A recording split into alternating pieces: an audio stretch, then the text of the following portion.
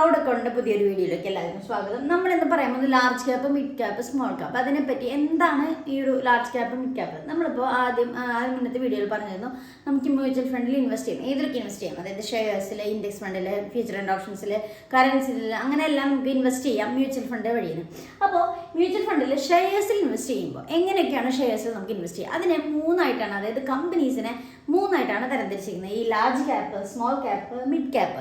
അപ്പോൾ ഇത് ഉദ്ദേശിക്കുന്നത് എന്താ വെച്ചാൽ മാർക്കറ്റിൽ ഒരു കമ്പനിയുടെ ക്യാപിറ്റലൈസേഷൻ എങ്ങനെയാണ്, അതായത് അവരുടെ വാല്യൂ എത്രയാണ്, അവരുടെ ഷെയർസ് എത്രയാണോ അതിൻ്റെ വാല്യൂ, ഇപ്പോഴത്തെ വാല്യൂ എത്രയാണോ അത് രണ്ടും ആ ഒരു വാല്യൂ ആണ് മാർക്കറ്റിലുള്ള അവരുടെ ക്യാപിറ്റലൈസേഷൻ ഉദ്ദേശിക്കുന്നത്. അപ്പോൾ ആ ഒരു വാല്യൂൻ്റെ അടിസ്ഥാനത്തിൽ ആ ലാർജ് കമ്പനീസിന് ഏറ്റവും കൂടുതൽ വാല്യൂ ഉള്ളത് ലാർജ് കമ്പനീസ് അതെങ്ങനെയാണെന്നുള്ളതാണ് നമ്മളിതിൽ പറയാൻ പോകുന്നത്. ആ ഒരു 3 ടൈപ്പാണ് ഇവിടെ ഉള്ളത്, അതായത് large, mid and small cap. ഈ ഒരു വഴിയിൽ ആണ് നമ്മൾ മ്യൂച്വൽ ഫണ്ടിൽ ഷെയർസിൽ ഇൻവെസ്റ്റ് ചെയ്യുന്നത്. നമുക്ക് ഏതിലും ലാർജിൽ മാത്രമോ മിഡിൽ മാത്രമോ അല്ലെങ്കിൽ ഇതെല്ലാം കൂടി ഒരു ഹൈബ്രിഡ് പ്ലാൻ ആയിട്ടും നമുക്ക് മ്യൂച്വൽ ഫണ്ടിൽ ഇൻവെസ്റ്റ് ചെയ്യാനായിട്ട് പറ്റും. അപ്പോൾ എന്താണ് ലാർജ് ക്യാപ്പ്? അതായത് ലാർജ് ക്യാപ്പ് എന്ന് ഉദ്ദേശിക്കുന്നത് market capitalisation typically about $10 billion. അതിൻ്റെ മേലെ അല്ലെങ്കിൽ ആ ഒരു റേഞ്ചിൽ വരുന്ന ക്യാപിറ്റൽ വരുന്നതിനെയാണ് ഈ ഒരു ലാർജ് ക്യാപ്പിൽ ഉൾപ്പെടുത്തുന്ന കമ്പനീസ്. അപ്പോൾ അതുപോലെ തന്നെ അത് നല്ല ഗ്രോത്ത് ഉള്ളതും എസ്റ്റാബ്ലിഷ്ഡ് ആയിട്ടുള്ള നല്ല ബ്രാൻഡുകളോ അല്ലെങ്കിൽ നന്നായിട്ട് എസ്റ്റാബ്ലിഷ്ഡ് നല്ല ഗ്രോത്ത് ഉള്ളത്, ഹൈ ലിക്വിഡിറ്റി, നല്ല മൂവ്മെൻ്റ് ഉള്ളതുമായിരിക്കും. അതേപോലെ തന്നെ example apple, Microsoft, Johnson and Johnson, അങ്ങനെയാണ് ഈ ലാർജ് ക്യാപ്പ് എന്ന് ഉദ്ദേശിക്കുന്നത് അതാണ്. അതുപോലെ തന്നെ മിഡ് ക്യാപ്പ്, അതും ഈ പറയുന്ന അവരുടെ ക്യാപിറ്റലൈസേഷൻ എന്ന് പറയുന്നത് $2 ബില്യൺ, $10 ബില്യൺ ഇടയിൽ വരുന്ന കമ്പനീസ്. ആ ഒരു വാല്യൂ, അവരുടെ ക്യാപിറ്റലൈസേഷൻ വാല്യൂ ഇതിൻ്റെ ഇടയിലായിരിക്കും. അവരുടെ അത് ഗ്രോയിങ് കമ്പനീസ് ആയിരിക്കും. അതുപോലെ ഈ റിസ്ക് കൂടുതൽ, മോഡറേറ്റ് റിസ്ക്, ഒരു ആവറേജ്, അതുപോലെ തന്നെ ഇൻക്രീസിങ്, അതിൻ്റെ മൂവ്മെൻറ്റും അത്യാവശ്യം മൂവ്മെൻ്റ് ഉള്ളത് തന്നെ, ലിക്വിഡിറ്റി കൂടുതലുള്ളത് തന്നെയായിരിക്കും. Example Twitter, Bankim brands, Whirlpool, ഇതെല്ലാം മിഡ് ക്യാപ്പിൽ വരുന്ന ആ ഒരു റേഞ്ചാണ് ഉദ്ദേശിക്കുന്നത്.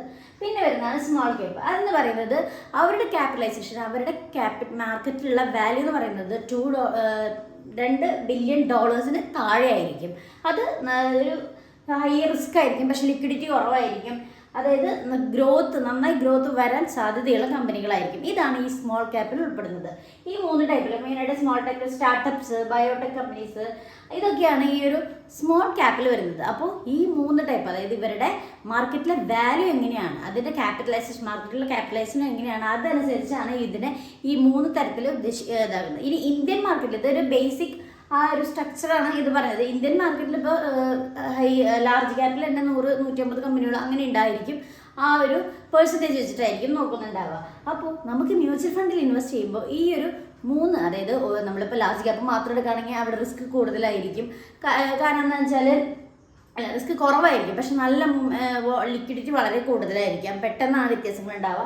അതുപോലെ സ്മോൾ ക്യാപ്പിലാണെങ്കിൽ ഇതിൻ്റെ നേരെ ഓപ്പോസിറ്റ് ആയിരിക്കും. അപ്പോൾ നമ്മളെപ്പോഴും ഇത് മിക്സ് ചെയ്തിട്ടുള്ള ഒരു ഹൈബ്രിഡ് പ്ലാൻ എടുക്കായിരിക്കും ഏറ്റവും ബെറ്റർ. അപ്പോൾ ഇതാണ് നമ്മൾ ഇന്ന് വീഡിയോയിൽ സിമ്പിളായിട്ട് പറഞ്ഞൊരു ടോപ്പിക്, അതായത് എന്താണ് small cap, large cap, mid cap. അപ്പോൾ ഇതുപോലെയുള്ള ഇൻഫർമേഷൻസിന് വേണ്ടിയിട്ട്, അതായത് ട്രേഡിങ്ങിനെ പറ്റിയും ഇൻവെസ്റ്റ്മെൻറ്റിനെ പറ്റിയും അതുപോലെ ഫിനാൻസ്, അതുപോലെ ടാക്സ്, ഇതിനെ പറ്റിയുള്ള നമ്മൾ വീഡിയോസ് നമുക്ക് ഇതിൽ കാണാനായിട്ട് പറ്റും. അപ്പോൾ താങ്ക് യു ഫോർ വാച്ചിങ്. അതുപോലെ നിങ്ങൾക്ക് ഇഷ്ടപ്പെട്ടെങ്കിൽ വേഗം തന്നെ കമൻറ്റ് ചെയ്യുക, ലൈക്ക് ചെയ്യുക, അതുപോലെ ഇതറിയാൻ ആഗ്രഹമുള്ളവർക്ക് ഷെയർ ചെയ്ത് കൊടുക്കുക. അപ്പോൾ താങ്ക് യു, ബൈ.